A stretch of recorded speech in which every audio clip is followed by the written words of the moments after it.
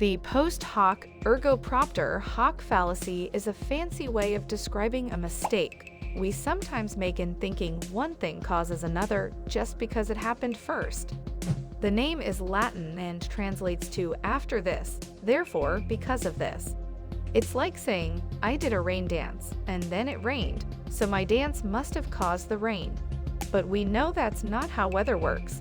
Let's break it down with two simple examples that middle school students can easily understand.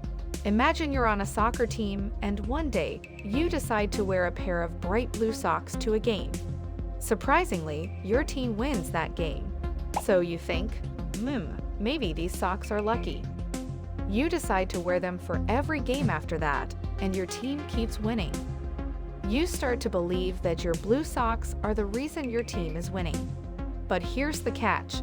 Just because you started wearing those socks, and then your team began to win doesn't mean the socks have magical powers. Your team might be practicing more, playing better together, or maybe the other teams just aren't as strong. The winning streak has nothing to do with the socks, it's a coincidence. Let's say one day you eat a big bowl of ice cream. The next day, you wake up feeling really sick. You might think, I got sick because of the ice cream I ate. It sounds reasonable, right? But what if you found out that a stomach bug was going around your school, and lots of other students who didn't eat ice cream also got sick? In this case, the ice cream wasn't the cause of your sickness.